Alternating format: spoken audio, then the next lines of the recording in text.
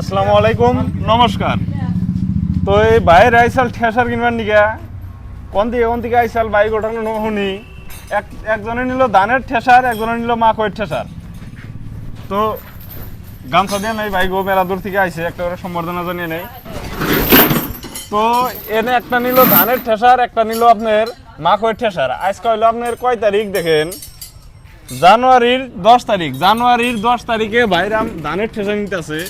এটা নিয়ে ভাই এখন কি করবেন ভাই? এখন তো আর ভাঙাইবেন না? এখন বাগানে নাই, এখন নিয়ে রাখবো আর কি, 2-3 মাস থাকবো ইরি ধানের বাইরে অ্যাকচুয়ালি ইরি ধানের জন্য নিয়ে গেল, বর্তমান নিয়ে থিয়া দিব আর কি।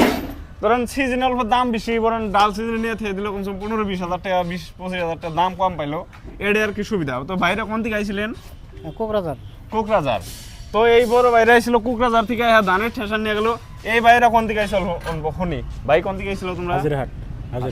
এই ফুলবাড়ি মেঘালয় পরে না আসামের থেকে ফুলবাড়ি, ধরুন এই মেঘালয় আসামের বর্ডারের থেকে ফুলবাড়ি মানকাসর থেকে হ্যাঁ নিয়ে গেলো মাকইয়ের ঠেসা। দেখেন তো মাকই খালি তোমরাই বুনছো না আরো মেলা মানুষ বুনছে? বহুত মানুষ বুনছে না? যদি অন থেকে মানুষ এখান থেকে ঠেসা নিয়ে হবো না নাই পাবো।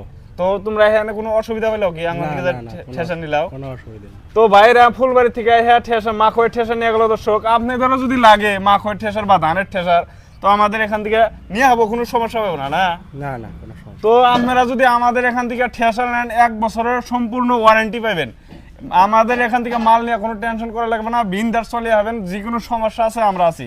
এই বড় বাইরে নিয়ে গেলো, আপনাদেরও যদি লাগে তো আপনারাও নিয়ে যাবেন।